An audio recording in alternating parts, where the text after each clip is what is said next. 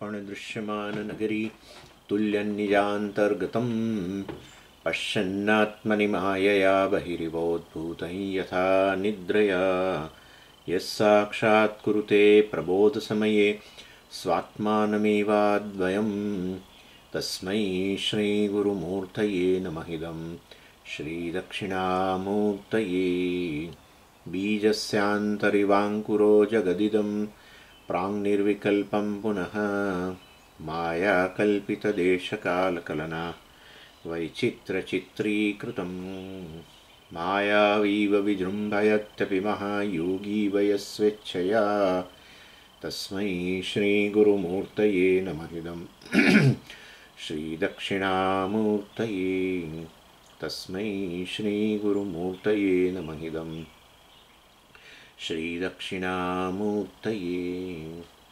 ॐ सहना भवतु सहनौ भुनक्तु सह वीर्यं करवावहै तेजस्विनावधीतमस्तु मा विद्विषावहै। ॐ शान्तिः शान्तिः शान्तिः।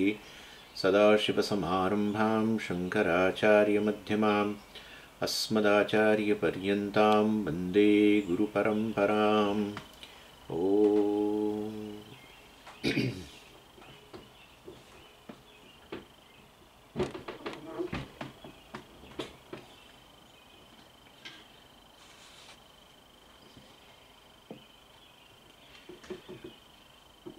શાસ્ત્રના સંદર્ભમાં એક મૂળભૂત પ્રશ્ન જે છે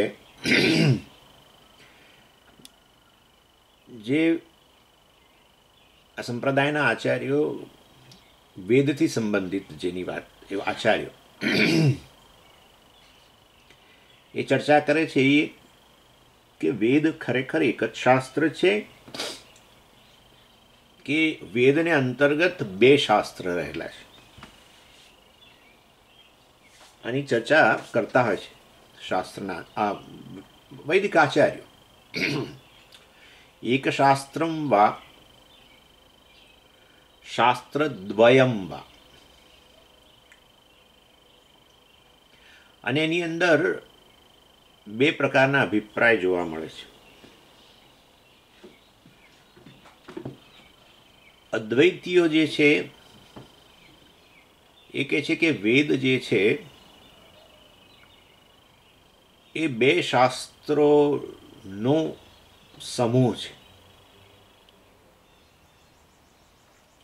એટલે અદ્વૈત આચાર્યો શાસ્ત્રદ્વયવાદી કહેવાય છે. અદ્વૈત વેદાંતીઓ આચાર્યો.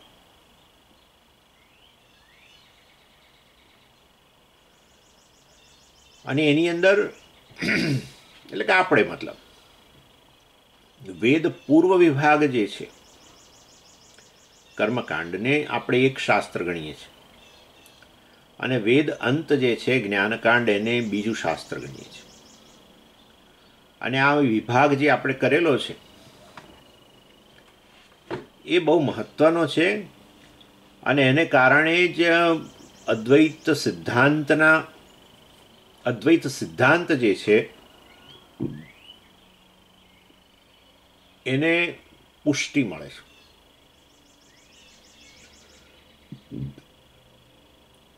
એટલે અદ્વૈત સિદ્ધાંતની જે ઇમારત છે એની એના મૂળમાં આ વસ્તુ છે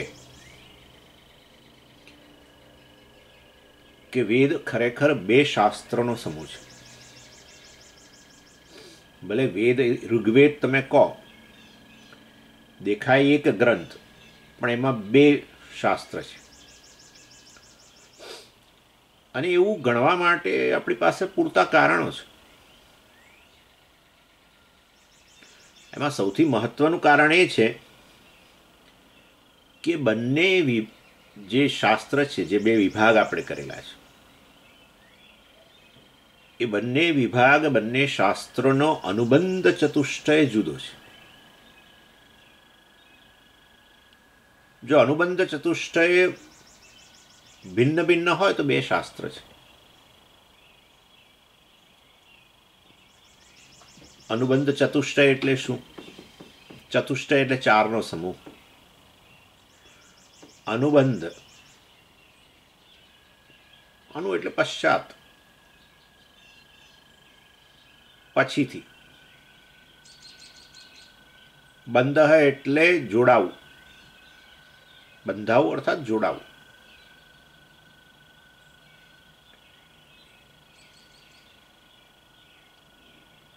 કોઈ પણ ગ્રંથ હોય એની અંદર એ ગ્રંથ સાથે એનો અભ્યાસ કરનાર સ્ટુડન્ટ ક્યારે જોડાય, એ આ ચાર વસ્તુ તપાસી લે, જેને આપણે અનુબંધ ચતુષ્ટય કહીએ છીએ. આ ગ્રંથનો વિષય શું છે, શેની માહિતી આપશે,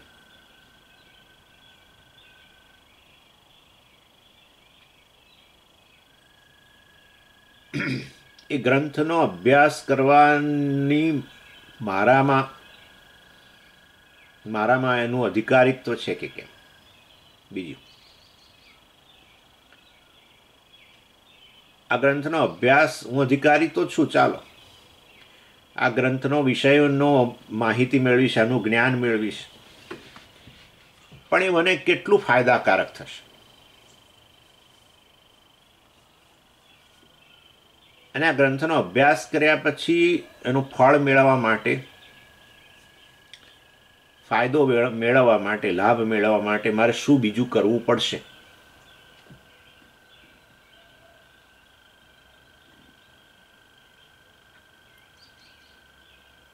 એટલે આ રીતે વાસ્તવની અંદર આ ચાર વસ્તુઓ છે એ જાણીને જ પછી વ્યક્તિ ગ્રંથના અભ્યાસમાં પ્રવૃત્ત થાય, ગ્રંથ સાથે જોડાય. અનુબંધ, પછી જોડાય. ચતુષ્ટય, આ ચારને જાણીને, વિષય, પ્રયોજન, અધિકારી, સંબંધ. ગ્રંથનો વિષય, ગ્રંથનો અધિકારી, ગ્રંથનું પ્રયોજન, ફળ, લાભ અને એની વચ્ચેનો સંબંધ. આ અભ્યાસ કરીને જ્ઞાન મેળવીને ફળ જ્ઞાન તો મેળવ્યું, અને જ્ઞાન મેળવ્યા પછી એનું ફળ મને ક્યારે મળશે, એની એ જ્ઞાન અને ફળની વચ્ચે પાછું કંઈ બીજું કરવું પડશે કે શું, એ જ્ઞાન જ ફળ આપશે, વગેરે વગેરે. એટલે અને ગ્રંથ અને આ વિષય વચ્ચે જે છે એ સંબંધ કયા પ્રકારનો છે. હું એનો અભ્યાસ કરનારો અને જે લાભ પ્રાપ્ત થવાનો જ્ઞાનથી, એની વચ્ચે કયા પ્રકારનો સંબંધ. આમ અનેક સંબંધો.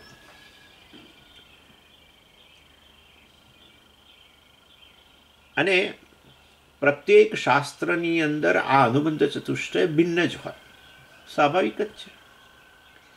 કેમેસ્ટ્રીનો ગ્રંથ હોય તો વિષય કેમેસ્ટ્રી હોય, એનો એક કેમેસ્ટ્રીનું જ્ઞાન મેળવનાર વ્યક્તિ જે છે એ સ્ટુડન્ટ એક પ્રકારનો હોય. કોમર્સનો કે આર્ટ્સનો વિદ્યાર્થી હોય, એને કેમેસ્ટ્રીનો ગ્રંથ શું કામ કરવાનો છે એના માટે.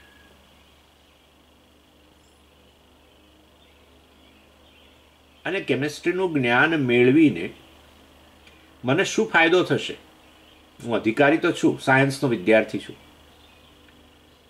પણ એ જ્ઞાન મેળવીને ફાયદો શું થશે અને ક્યારે થશે. અને જ્ઞાન મેળવ્યા પછી કશું કરવું પડશે તો ફાયદો મળશે કે જ્ઞાન જ સીધો ફાયદો આપશે. આ બધું વિવિધ સંબંધો, શાસ્ત્રોનો વિષય અને લાભ જે પ્રાપ્ત થવાનો છે એની વચ્ચેનો સંબંધ. હું અધિકારી છું અને આ જ્ઞાન મેળવીશ તો મારા અને ફળ વચ્ચેનો સંબંધ, આ બધું ક્લિયર હોય. આ ચારેનો વસ્તુઓમાં હું ખરો ઉતરું તો પછી એનો અભ્યાસ શરૂ કરું કેમેસ્ટ્રી. એટલે વિષય જ કેમેસ્ટ્રી હોય તો એનો અધિકારી એક પ્રકારનો છે. વિષય અર્થશાસ્ત્ર વગેરે હોય તો જરા જુદો અધિકારી છે. પછી નૃત્યશાસ્ત્ર હોય તો એ જુદો અધિકારી છે.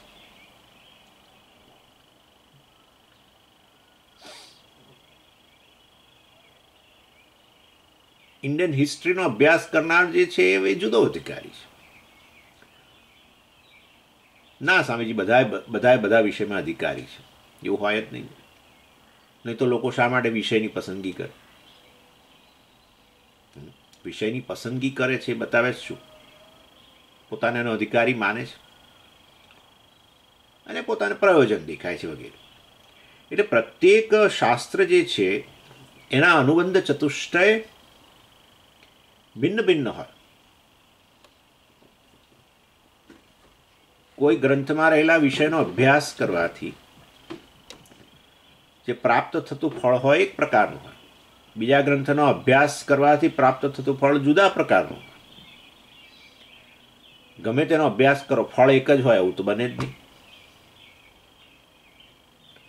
એનીવે, એટલે પ્રત્યેક શાસ્ત્રનો અનુબંધ ચતુષ્ટય ભિન્ન ભિન્ન હોય.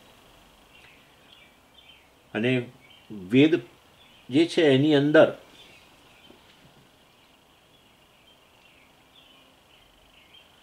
બે પ્રકારના અનુબંધ ચતુષ્ટય છે, માટે બે શાસ્ત્ર છે. કોણ કે છે આવું? આપણે કહીએ છીએ. એક શાસ્ત્રદ્વયવાદી, આપણે એક શાસ્ત્રવાદી નહીં, શાસ્ત્રદ્વયવાદી છે. એક જ વેદમાં બે શાસ્ત્ર રહેલા છે એવું આપણે કહીએ છીએ. તો આપણે કહીએ છીએ કે એમાં બે અનુબંધ ચતુષ્ટય છે, માટે બે શાસ્ત્ર છે. કર્મકાંડ વિભાગનો અનુબંધ ચતુષ્ટય એક પ્રકારનો છે, જ્ઞાનકાંડ વિભાગનો અનુબંધ ચતુષ્ટય ભિન્ન પ્રકારનો છે.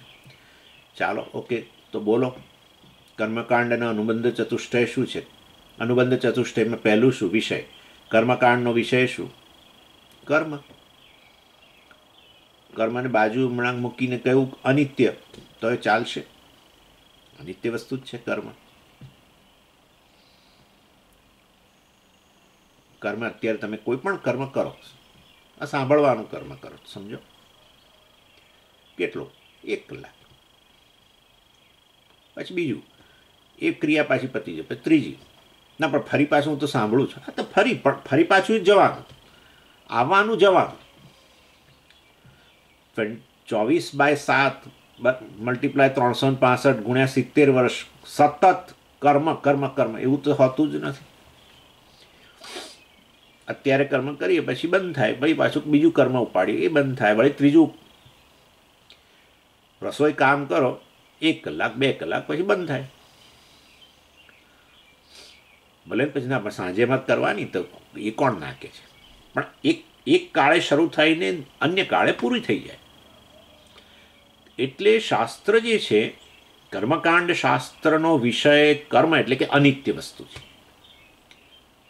જ્ઞાનકાંડ શાસ્ત્રનો વિષય આત્મા નિત્ય વસ્તુ છે, તદ્દન ભિન્ન. એટલે હું પેલું કર્મને બદલે અનિત્ય બોલ્યો, કે જેથી બતાવાય કે તદ્દન જુદું અનુબંધ ચતુષ્ટય છે. કર્મકાંડ વિભાગનો અધિકારી, આ વિષય કર્મ, એમાં રસ ધરાવનારો એક પ્રકારનો છે.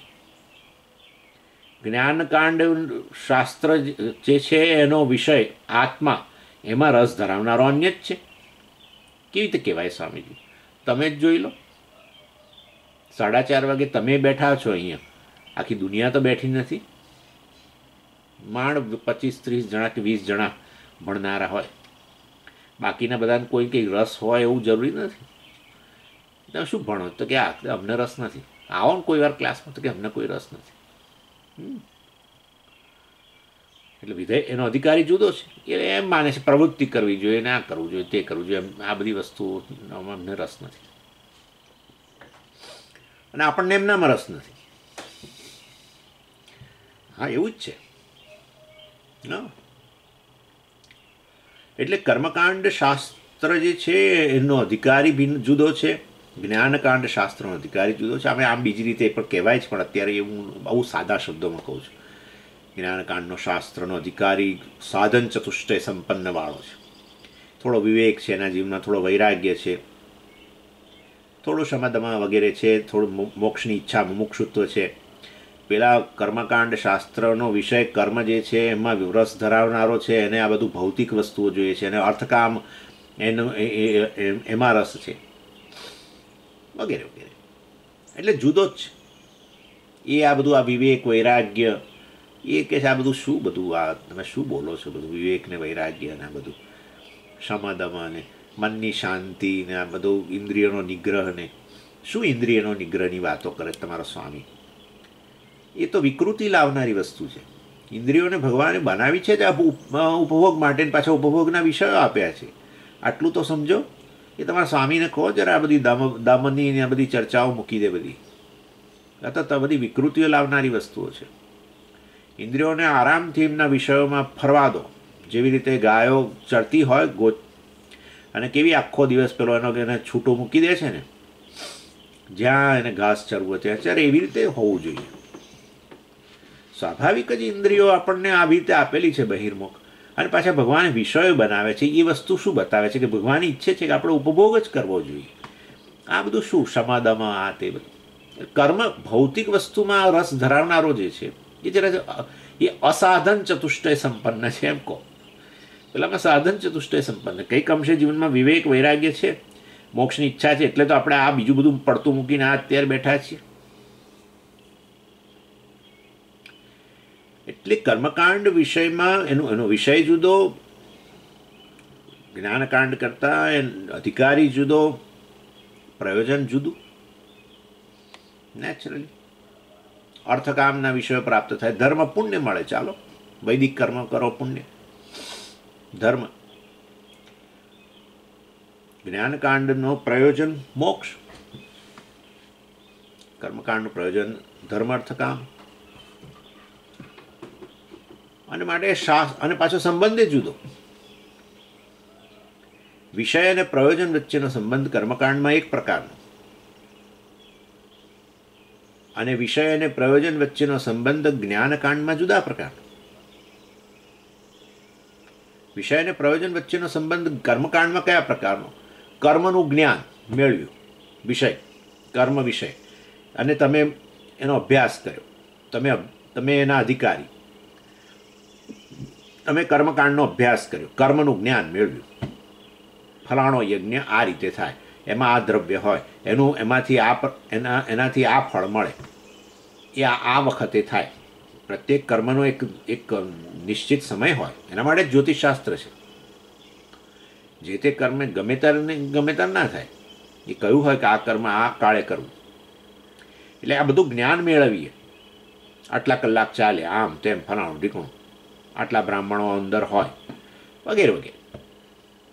બધું જ્ઞાન મેળવ્યું. કોઈ પણ વૈદિક કર્મ, યજ્ઞ, એ વૈદિક કર્મનું જ્ઞાન મેળવ્યું, યજ્ઞ વિષયક જ્ઞાન મેળવ્યું, જે તે યજ્ઞ વિષયક જ્ઞાન મેળવ્યું. તેથી તમને એનું પ્રયોજન તો સિદ્ધ ના થઈ જાય, એનું ફળ તો ના જ મળી જાય. ના જ મળે ને સ્વામીજી, યજ્ઞ કરવો તો પડે જ ને જ્ઞાન મેળવ્યા પછી. એટલે વિષય જે છે કર્મકાંડમાં અને પ્રયોજન જે છે એની વચ્ચે જુદા પ્રકારનો સંબંધ છે. કર્મ વિષયક જ્ઞાન પ્રાપ્ત કરીને કર્મ કરવું પડે ત્યારે એનું પ્રયોજન મળે, સિદ્ધ થાય, એ ફળ મળે, જે પણ ફળ કહ્યું હોય.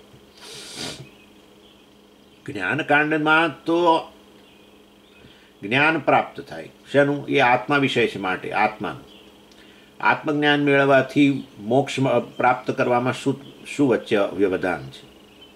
કશું જ નહીં. આત્મજ્ઞાન જ મોક્ષ છે. આત્માને જેવો છે એવો જાણવો એના મોક્ષ. કારણ કે હું ખરેખર મુક્ત જ છું. હું આત્મા છું અને મુક્ત છું, બ્રહ્મ છું. મતલબ જાણવા માત્રથી મુક્તિ મળી જાય, કશું કરવું ના પડે. એટલે આ જુદા પ્રકારનો છે સંબંધ.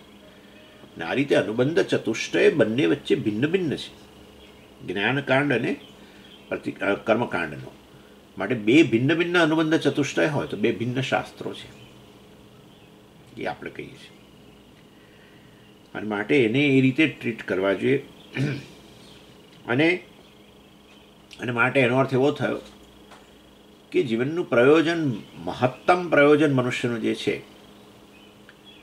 મોક્ષ કહો, પરમાત્માની પ્રાપ્તિ કહો, જે શબ્દો વાપરવા, અથવા પૂર્ણ સંતોષ જીવનમાં, પ્રાપ્તિનો પૂર્ણ સંતોષ થઈ જાય કે મારા જીવનમાં જે મેળવવાનું તો એ મળી ગયું, એ પૂર્ણ સંતોષ જીવનનું ધ્યેય ગણો, મોક્ષ ગણો. એના માટે આ બેનો સમુચ્ચય ન થઈ શકે, કારણ કે બે ભિન્ન વસ્તુઓ છે, બે ભિન્ન અધિકારીઓ માટે છે, બે ભિન્ન વિષયો છે. અને માટે આ મોક્ષ માટે આ બંનેને ભેગા કરી શકાય એવું નથી. જ્યારે આ આપણે આવું કહીએ છીએ, આપણે ચોખવટ કરી દીધી કે અમે આવી રીતે વેદની અંદર બે શાસ્ત્રો માનીએ છીએ, કર્મકાંડ અને જ્ઞાનકાંડ.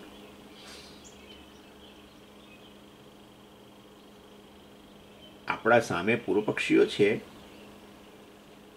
એ એક શાસ્ત્રવાદીઓ, એ કહે છે ના વેદ એક જ છે અને એની અંદર તમે આવા બે ભાગ ના પાડી શકો, બે શાસ્ત્રો. એક વેદ એક જ શાસ્ત્ર. એ લોકો એક શાસ્ત્રવાદીઓ કહેવાય છે.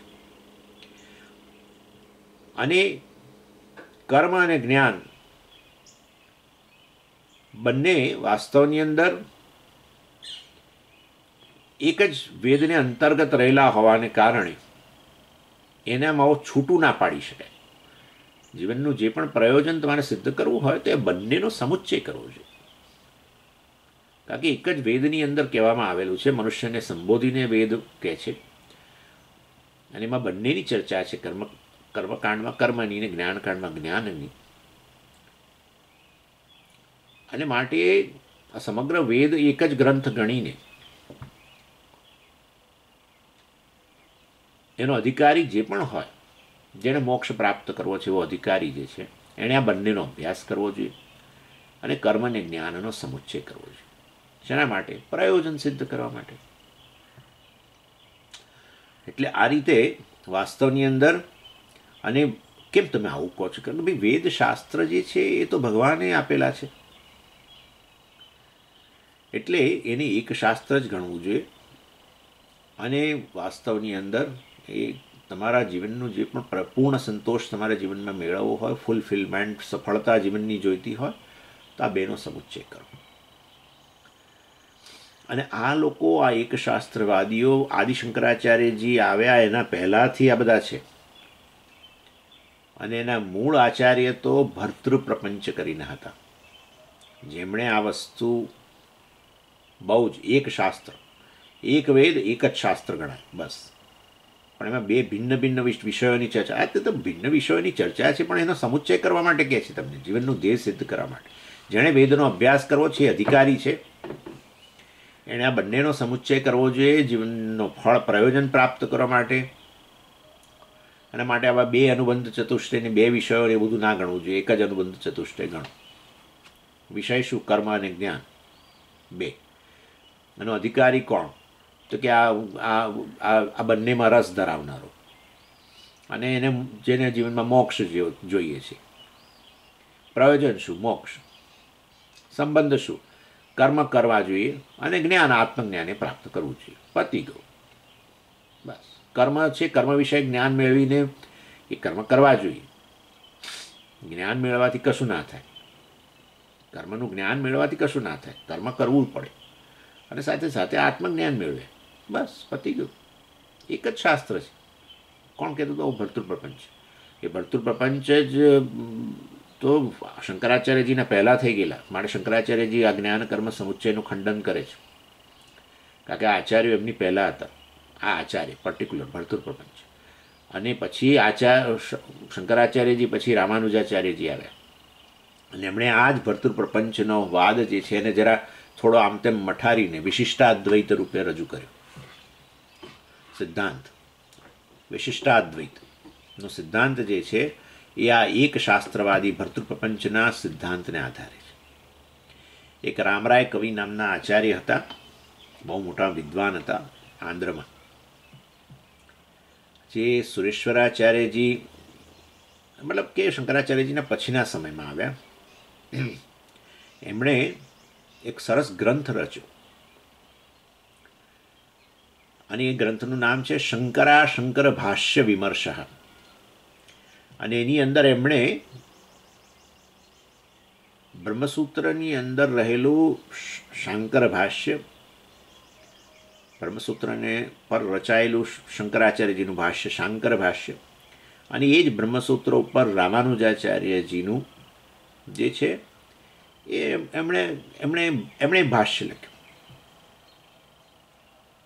એ બંને ભાષ્યનો કમ્પેરેટિવ અભ્યાસ, તુલનાત્મક અભ્યાસ કર્યો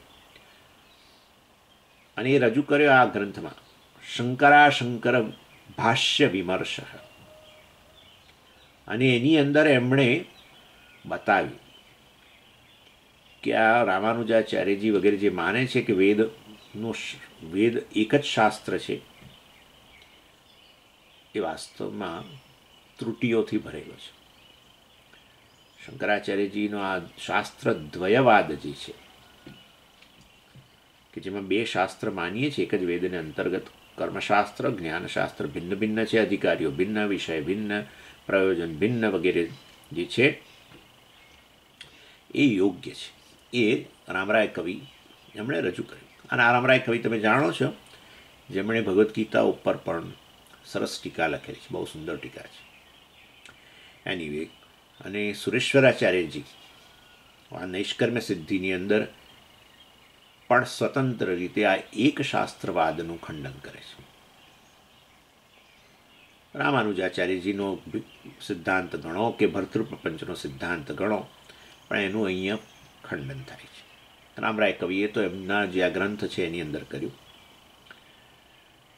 જો એક શાસ્ત્રવાદને માની લઈએ તો શું શું પરિણામ આવે એ આપણે વિચારી લેવું જોઈએ. પહેલું, એક શાસ્ત્રવાદને માની લઈએ તો આ તારણ નીકળે, એ આપણે મનમાં હોય ને તો ખબર પડે કે આ એક શાસ્ત્રવાદ નકામો છે. પહેલું તારણ શું નીકળે કે વેદ પૂર્વ વિભાગ જે છે એ તો કર્મની વાત કરે છે, બરાબર છે, કર્મકાંડ. અને કર્મ એટલે દ્વૈત. કેમ? કારણ કે કર્મ ત્યારે જ શક્ય બને જ્યારે વાસ્તવમાં આમાં અનેક વસ્તુઓ હોય. શું હોય? પહેલું, કર્તા તો જોઈએ.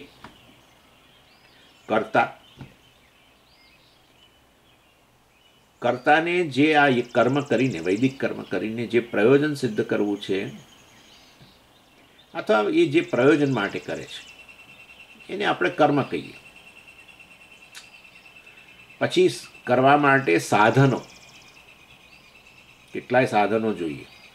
વૈદિક કર્મ કરવું એટલે તો અમે સ્વામીજી યજ્ઞ રાખ્યો છે તે બધી વસ્તુઓ ભેગી કરીએ છીએ અત્યારે. હા, વસ્તુઓ ભેગી કરી છે એમ કે, સામગ્રી બધી.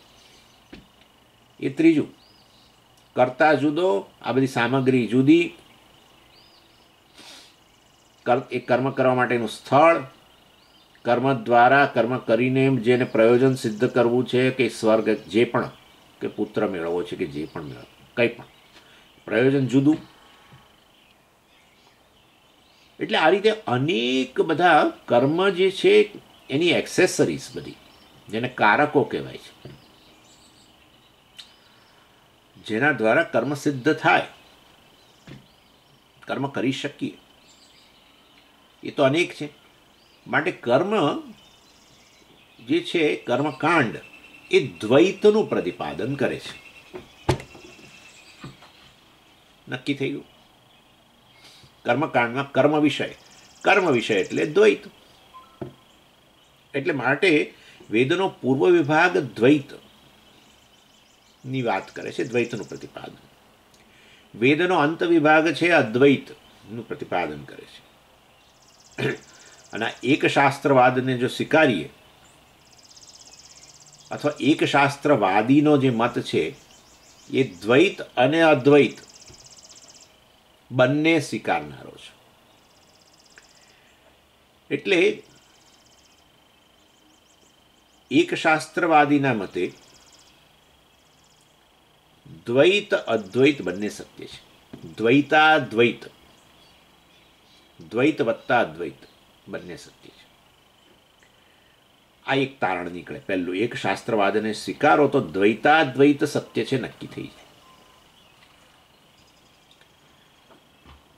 બીજું તારણ નીકળે એ છે કે વેદ પૂર્વની વિભાગની અંદર જીવ અને ઈશ્વરનો ભેદ સ્વીકારાયેલો જ છે.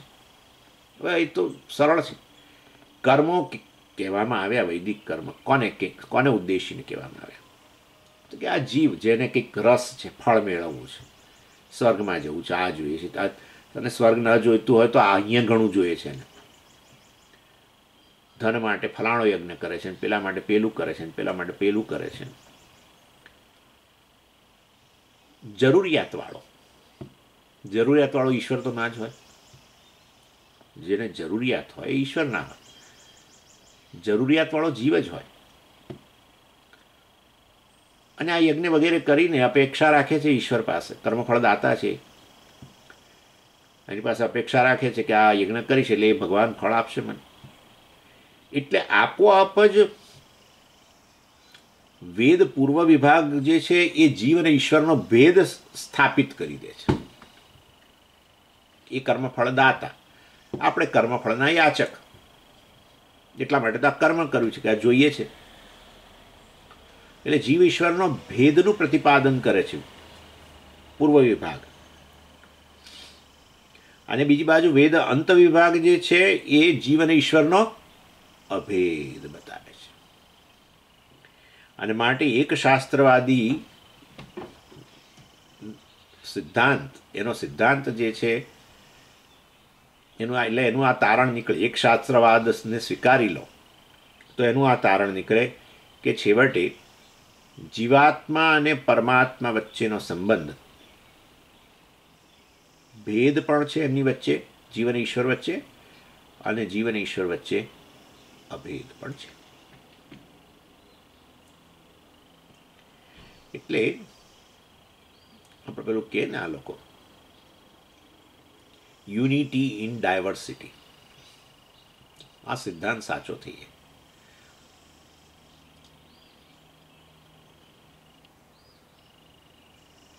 ભેદ પણ સાચો, અભેદ પણ સાચો. એક શાસ્ત્રવાદી સુરેશ્વરાચાર્યજી એના માટે શબ્દ વાપરે છે નાના રસમ બ્રહ્મ.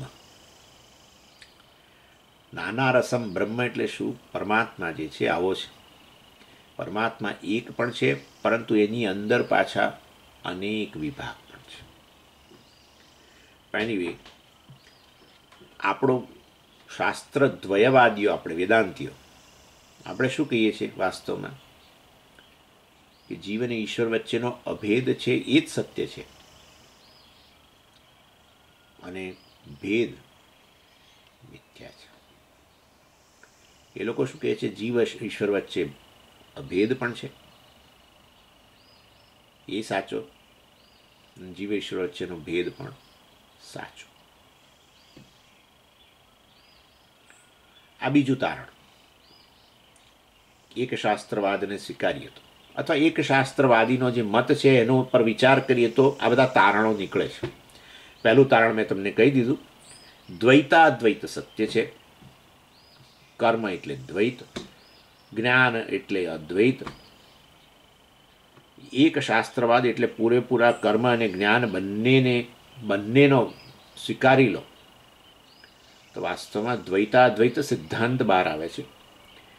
બીજું મેં તારણ કહ્યું પ્રમાણે જીવ અને ઈશ્વર વચ્ચે વાસ્તવમાં ભેદ પણ છે, અભેદ પણ છે. ભેદ પણ સાચો, અભેદ પણ સાચો. આપણો સિદ્ધાંત અદ્વૈત છે, દ્વૈત મિથ્યા છે એવું કહીએ છીએ. જીવ ઈશ્વર વચ્ચેનો ભેદ મિથ્યા છે, અભેદ સાચો છે એવું કહીએ છીએ. ત્રીજું તારણ, વેદ પૂર્વ વિભાગ જે છે એ વાસ્તવમાં કર્મની ચર્ચા કરે છે, અને અંત વિભાગ છે એ જ્ઞાનની ચર્ચા કરે છે. એટલે એક શાસ્ત્રવાદી કહે છે કે વેદનો મેસેજ આવો છે, વેદનો વોટ્સએપ મેસેજ આવો આવે છે. શું આવે છે? કે કર્મ પણ કરો અને જ્ઞાન પણ મેળવો. શાના માટે? મોક્ષ માટે. વેદ મોક્ષ પુરુષાર્થ, પરમ પુરુષાર્થ છે એ તો વેદ જરૂર કહે છે મનુષ્ય માટે, પરંતુ એના માટે બંને સાધનો અપનાવો એવું વેદ આપોઆપ જ કહી દે છે, કારણ કે એમાં કર્મનું પણ પ્રતિપાદન છે અને જ્ઞાન પણ છે. માટે આપોઆપ જ એ કહી દે છે તમને કે મેં બતાવેલા કર્મો કરો, વૈદિક કર્મો કરો, અને સાથે આત્મજ્ઞાન મેળવો, ક્લાસ ભરો, બંને રાખો. જ્ઞાન અને કર્મનો સમુચ્ચય કરો મોક્ષ માટે, પરમ પુરુષાર્થ માટે.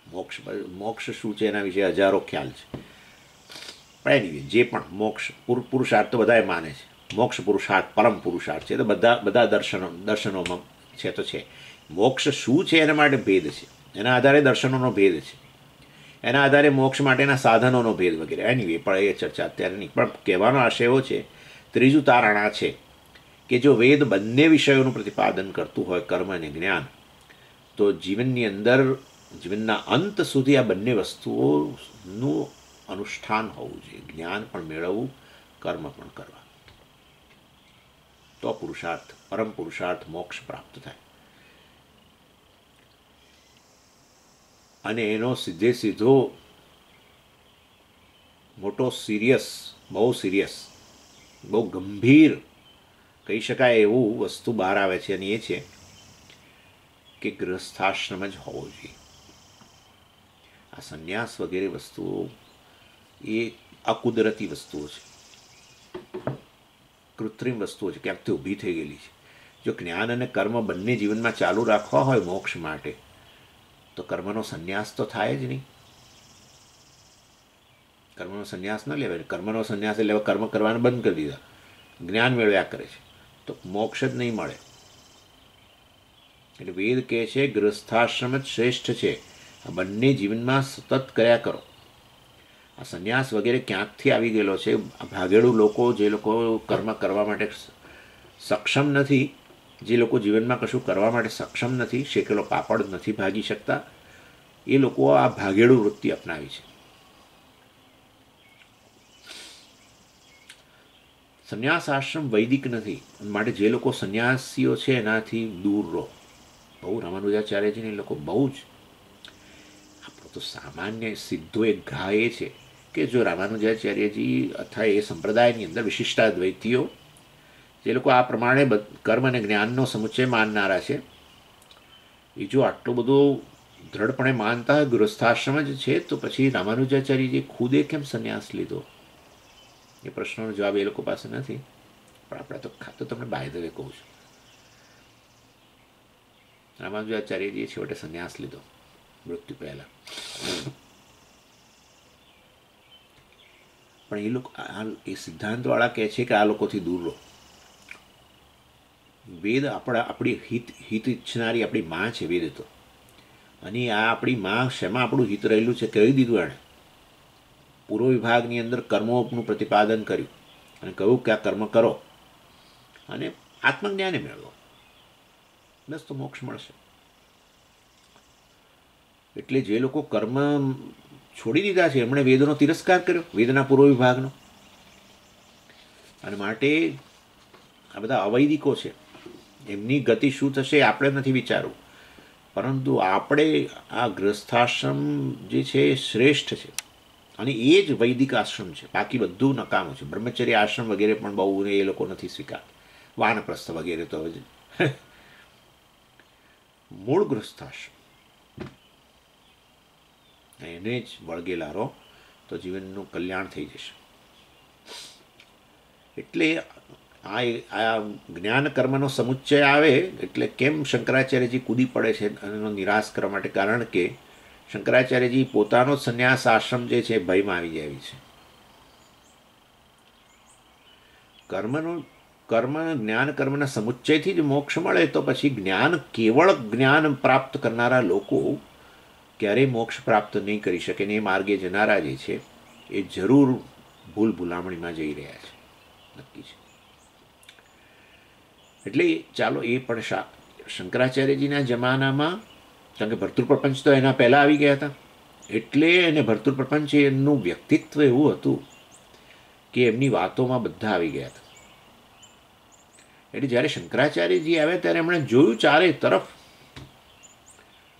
આ સંન્યાસીઓનો તિરસ્કાર જોયો. અને એ વખતે તો વેદનું ચલણ બહુ હતું, એટલે અવૈદિકો કહીને જ સંન્યાસીઓને તિરસ્કાર કરવામાં આવતો હતો. ભિક્ષા ના આપો એ લોકોને. આ બધા ભાગેડુ લોકોનો એક સમાજ ભેગો થયો છે. એ લોકો વેદમાં ગમે તે રીતે ખપાવવા માગે છે કે આ સંન્યાસનું વિધાન વેદમાં છે, પણ છે નહીં. કારણ કે વેદ પોતે જ ઇનડાયરેક્ટલી કહી દે છે કે જ્ઞાન અને કર્મ બંનેનો સમુચ્ચય હોવો જોઈએ. જ્ઞાન અને કર્મનો સમુચ્ચય ગૃહસ્થાશ્રમમાં થઈ શકે, સંન્યાસમાં ક્યાં થાય? ત્યાં તો કર્મનો ત્યાગ થઈ ગયેલો છે. અને માટે આ એક શાસ્ત્રવાદ જે છે એના આ બધા તારણો છે, વગેરે વગેરે અમે જે બધા કહ્યા. અને બહુ જ શંકરાચાર્યજી અને સુરેશ્વરાચાર્યજી, ડેફિનેટલી સુરેશ્વરાચાર્યજી એમના શિષ્ય જ હતા, એટલે એમના સમયની અંદર બહુ જ એનું મોટું ચલણ હતું. એટલે અત્યારે આપણને થાય કે આ શું જ્ઞાન કર્મ સમુચ્ચય, જો કે હું તો બતાવું જ છું બીજી રીતે લૌકિક કર્મ. જીવનનું કલ્યાણ કરવું હોય તો ખૂબ બધા કર્મ કરો, પ્રવૃત્તિ કરો, ખૂબ બધું મેળવો, અને સાથે તમારા ક્લાસે ભરો, બીજું પણ બધું કરો જીવનની અંદર. આ ખાલી બધું આ ભણ્યા કરવાથી શું મળવાનું છે? સમજ, આવું સાંભળ્યું જ છે, બહુ સાંભળ્યું છે.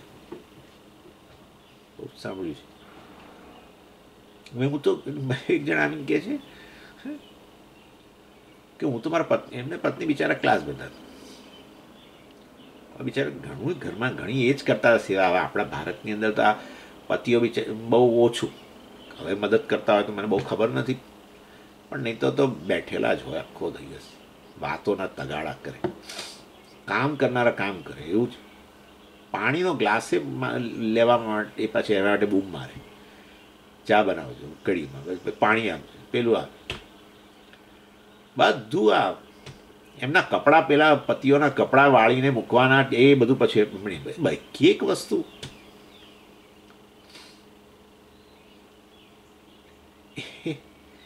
એ પતિ એક દિવસ મને આવીને ફરિયાદ કરી. મને કે સ્વામીજી, મને એમ કે એમને કંઈક ક્લાસ ભરવાની ઈચ્છા થઈ સત્સંગને કારણે, પત્ની સાથેના સત્સંગને. ના ના ના ના,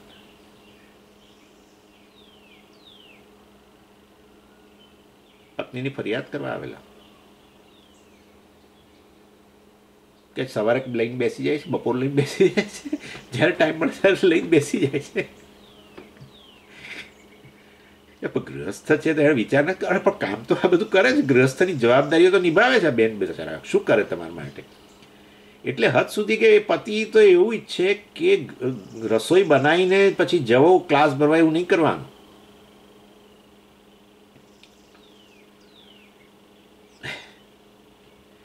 ગરમ બનાવવાનું ને પીરસવાનું, સાંજે ને સવારે બંને. અને પતિ ભગવાન, પતિ પરમેશ્વર એ ભોજન કરે. એ ફરિયાદ કરવા આવેલા કે આવું અમારા પત્ની છે, આવી રીતે લઈને બેસી જાય છે બધું. આ ભણવાથી શું મળવાનું? સ્વામી ચોખ્ખું મને કહ્યું, ભણવાથી શું મળવાનું? જીવનમાં ફરજો નિભાવવી જોઈએ, ધર્મનું પાલન કરવું જોઈએ, લોકોને મદદ કરવી જોઈએ, આ બધું કરવું જોઈએ. આ બધી વાતો કરવાનો શું અર્થ ફાયદો છે? વાતો છે આ બધી. જ્ઞાન કર્મનો સમુચ્ચય હોવો જોઈએ, સમજી ગયા? હા, ભણો, પણ પેલી વસ્તુઓનું પ્રાધાન્ય હોવું જોઈએ. ના આપણે કહીએ છીએ બસ ટેબલ ખુરશી પર એક કપ ચા કે કોફી પડી હોય, સાથે 2 ટોસ્ટ હોય, અને બસ, અને આ ભણો અને મોક્ષ મળી જાય. કહું છું હું આવું કહું છું.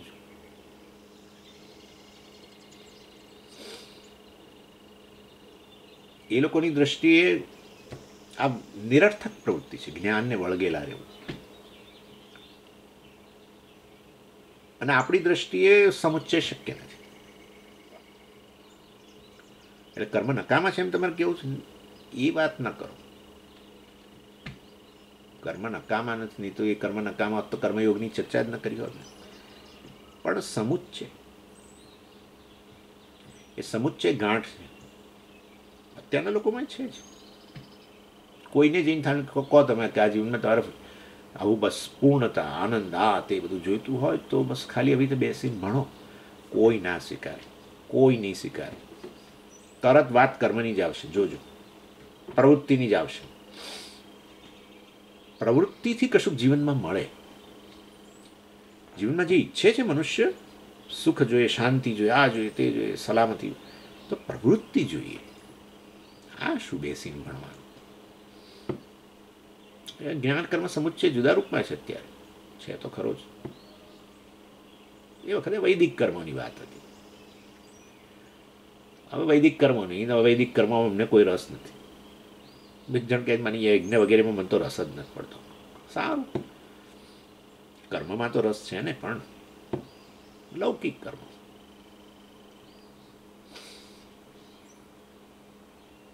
ભૌતિક સાધનો એમાં રસ રાખવાનો જ. ફૂલફિલમેન્ટ, જીવનનું ધ્યેય સિદ્ધ કરવું હોય તો ભૌતિક સાધનો, શબ્દો તો બધા ભૌતિક સાધનોમાં રસ રાખો. આ બધું તો અભૌતિક વસ્તુઓ છે. બેસીને ભણવાનું ને, અને તમારો રસનો વિષય આત્મા અભૌતિક, જ્ઞાન એનું અભૌતિક.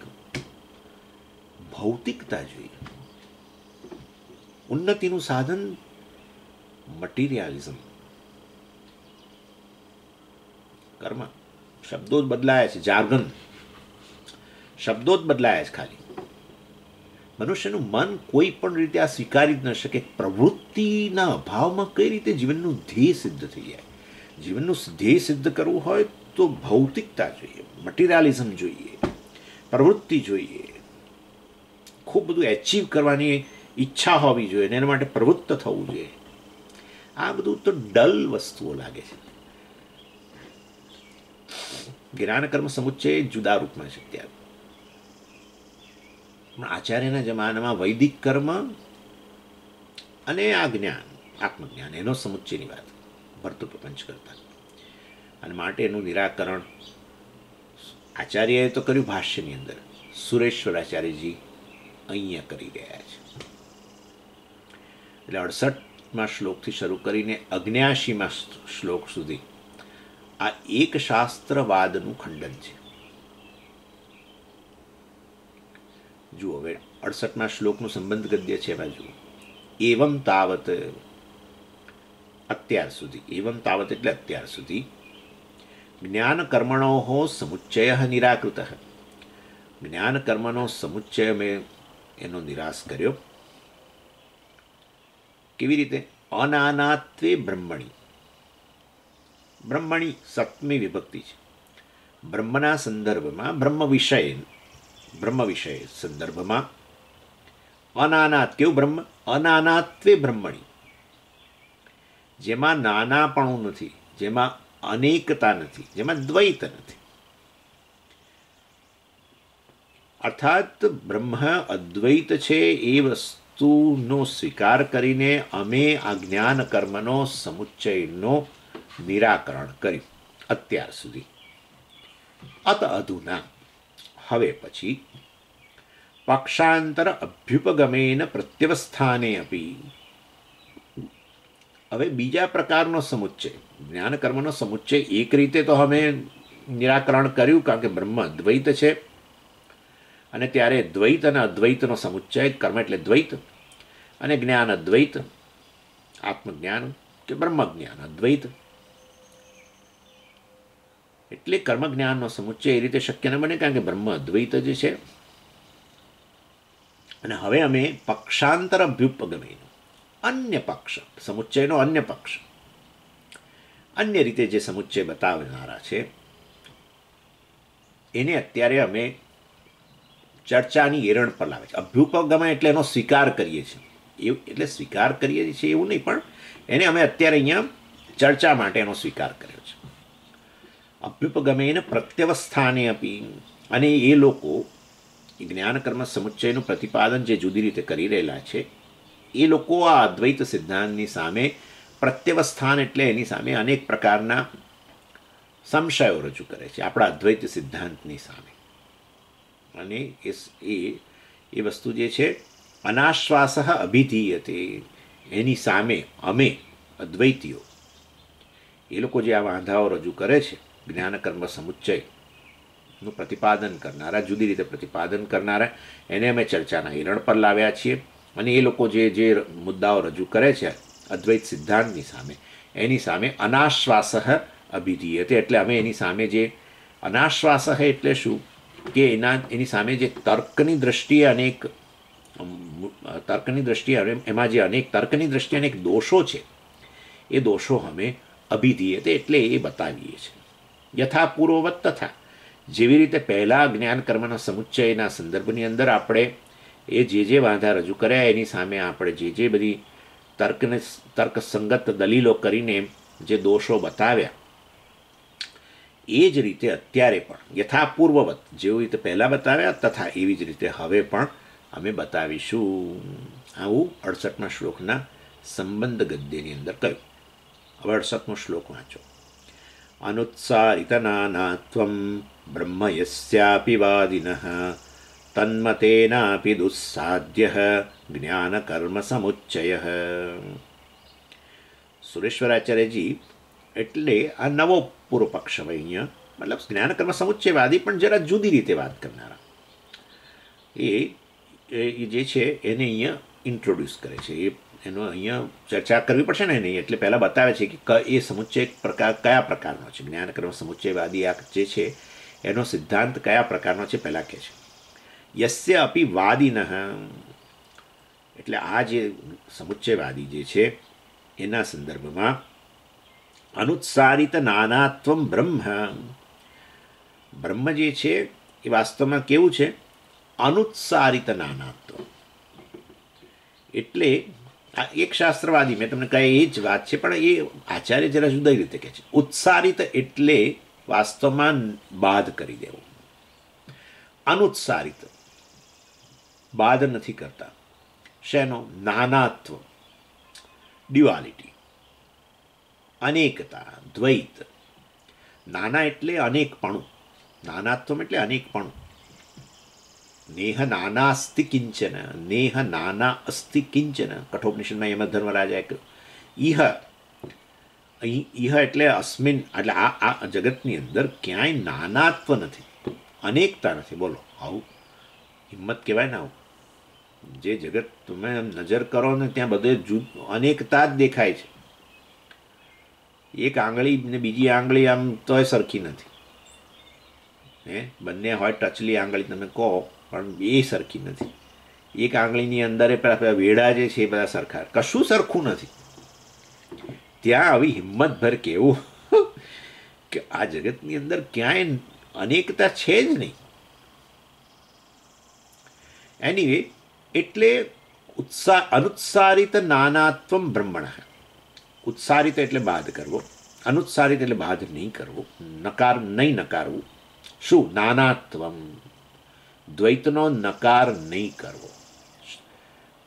એટલે દ્વૈતનો જ્યાં નકાર ન થઈ શકે એવું બ્રહ્મ. અનુત્સારિત નાનાત્વમ બ્રહ્મણ એટલે આ બ્રહ્મનું વિશેષણ છે.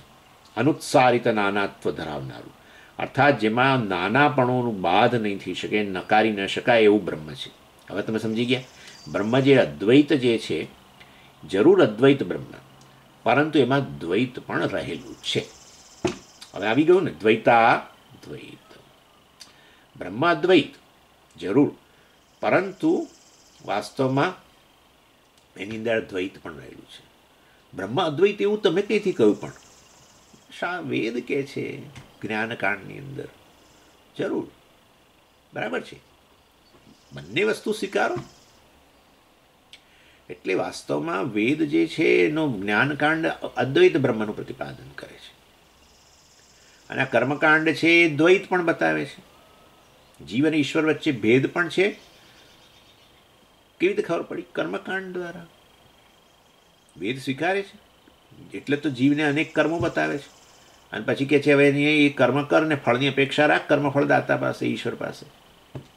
ભેદ થઈ ગયો કે જીવ અને ઈશ્વર એક જ હોય તો પછી હવે આ કર્મફળ દાતા અને આ જીવ કર્મનો યાચક બંને એક જ છે. કર્મફળનો યાચક એવું તો કંઈ થોડું છે. જીવ જ્યારે કર્મ કરે છે ત્યારે શેના માટે કર્મ કરે છે? કર્મફળની અપેક્ષાએ. ક્યાં અપેક્ષા રાખે છે? પેલા ઈશ્વર પાસે. ઈશ્વર એનાથી જુદો છે, માને જ છે નહીં? બરાબર છે. અને વેદાંત છે શું વાત કરે છે? જીવ ઈશ્વર વચ્ચેનો ભેદ. માટે આ બ્રહ્મ કેવું છે? જે વાસ્તવમાં એ જીવથી અભિન્ન પણ છે, જીવ ઈશ્વર જીવ અને જીવાત્મા અને પરમાત્મા વચ્ચે ઐક્ય પણ છે, અને જીવાત્મા અને પરમાત્મા વચ્ચે ભેદ પણ છે, એનો પણ આ લોકો સ્વીકાર કરે છે. એટલે આ રીતે અહીંયા કહ્યું બ્રહ્મ જે છે આ પ્રકારનું છે જેમાંથી નાનાપણું દ્વૈતપણું દૂર ન કરી શકાય. દ્વૈતાદ્વૈત તન્મતેના આપી, એ લોકોના મતે પણ એવા જ્ઞાન કર્મ સમુચ્ચય દુસ્સાધ્ય, એ લોકો ભલે કહે છે કે આ આવું પ્રકારનું છે બ્રહ્મ જેમાંથી દ્વૈતનો બાદ નહીં કરી શકાય. અદ્વૈત બ્રહ્મની અંદર દ્વૈત પણ રહેલું જ છે. દ્વૈતાદ્વૈત એ જે છે એ લોકોના દૃષ્ટિબિંદુથી પણ આ જ્ઞાન કર્મનો સમુચ્ચય જે દ્વૈતાદ્વૈતવાદનું પ્રતિપાદન કરે છે એક શાસ્ત્રવાદીઓ, એ લોકોના મતે પણ આ જ્ઞાન કર્મ સમુચ્ચય દુસ્સાધ્ય, જ્ઞાન કર્મનો સમુચ્ચય એ શક્ય નથી, ભલે એ લોકો આવું કહેતા હોય. કર્મ વેદનો કર્મ વિભાગ જે છે જીવ ઈશ્વરનો ભેદ બતાવનારું, દ્વૈત બતાવનારું, અને જ્ઞાનકાંડ છે જે અદ્વૈત બતાવનારું છે. અને માટે વાસ્તવની અંદર બંનેનો સ્વીકાર કરીએ તો જીવ ઈશ્વર વચ્ચે ભેદ પણ સિદ્ધ થાય, જીવ ઈશ્વર વચ્ચે અભેદ પણ સિદ્ધ થાય. એટલે કે દ્વૈત અને અદ્વૈત બંને સિદ્ધ થાય. જીવાત્મા પરમાત્મા વચ્ચેનો દ્વૈત, જીવાત્મા પરમાત્મા વચ્ચેનો અદ્વૈત, અભેદ, ઐક્ય બંને સાચું એવું જો કહીએ. અને માટે જ્ઞાન અને કર્મનો સમુચ્ચય કરીને વાસ્તવમાં છેવટે મોક્ષ પ્રાપ્ત થાય એવું જે લોકો માનતા હોય તો એ લોકોના મતે પણ આ જ્ઞાન કર્મ સમુચ્ચય સિદ્ધ થઈ શકશે નહીં, દુસ્સાધ્ય એટલે સિદ્ધ થઈ શકશે નહીં. આ રીતે આ શ્લોક જે છે 68મો શ્લોક એ પૂર્વ પક્ષનું નિરાકરણ, એક શાસ્ત્રવાદી જ્ઞાન કર્મ સમુચ્ચયવાદી જે છે એનું નિરાકરણ, એના મતનું નિરાકરણ કરવા માટે આ 68મા શ્લોકની અંદર ઇન્ટ્રોડક્શન આપવામાં આવી. અને હવે આચાર્ય 69મા શ્લોકથી બતાવશે એક સ્પેશિયલ પ્રકારની પ્રક્રિયાનો ઉપયોગ કરે છે જેના દ્વારા આ મતનું જ્ઞાનકર્મ સમુચ્ચયવાદીનું, દ્વૈતાદ્વૈતવાદીનું, ભર્તૃપ્રપંચનો આ દ્વૈતાદ્વૈતવાદ જે છે જેમાં દ્વૈત પણ ખરું સત્ય જીવ ઈશ્વર વચ્ચેનું, અને અદ્વૈત જીવન ઈશ્વર વચ્ચેનું ઐક્ય પણ સાચું, એવો જે મત જે છે એનું નિરાકરણ કરે છે.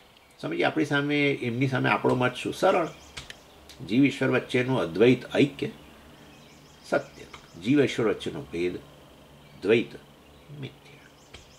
એટલે આપણે દ્વૈતાદ્વૈતવાદી નહીં, આપણે અદ્વૈતવાદી. એ લોકો દ્વૈતાદ્વૈતવાદી, બંને સત્ય. અને જીવ ઈશ્વર વચ્ચેનો ભેદ સત્ય એવું કયા આધારે કહે છે? વેદનો પૂર્વ વિભાગ, કર્મકાંડ વિભાગ આપોઆપ જ સિદ્ધ કરી દે છે. હું કર્મફળનો યાચક એવો જીવ, એ કર્મફળનો દાતા એવો ઈશ્વર. બહુ સરળ. તો જ કર્મ શક્ય બને. કર્મ દ્વારા કર્મફળ પ્રાપ્ત કરવું છે, કોની પાસે જશો? ઈશ્વર પાસે. તમે એનાથી જુદા તો ખરા જ ને. તમારે તો તમે કર્મફળની જરૂરિયાતવાળા છે, એ કર્મફળ આપનારો છે. યાચા અને દાતાની યાચક તો કદી એક તો હોય જ નહીં. માટે એ પણ સાચું જ. એટલે ભેદ પણ સાચો બેની વચ્ચેનો, બે વચ્ચે અભેદ જ્ઞાનકાંડમાં કહો છે એ પણ સાચું.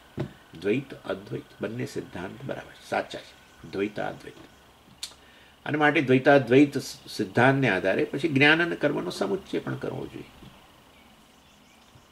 બંને પણ સાચું. એટલે હવે ઇલાબોરેટલી બતાવશે, એ વિકલ્પ પ્રક્રિયા એને કહેવામાં આવે છે, એના દ્વારા બતાવશે કે આ સમુચ્ચય શક્ય નથી. એ લોકોના મતથી પણ, એ લોકોનો આ દ્વૈતાદ્વૈત સિદ્ધાંતને આધારે પણ જ્ઞાન કર્મનો સમુચ્ચય નહીં થઈ શકે એમ કહીને બતાવશે આવતી વખતે.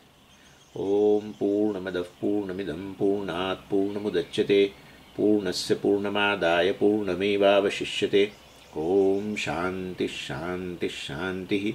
હરિ ઓમ શ્રી ગુરુભ્યો નમઃ. હરિ ઓમ.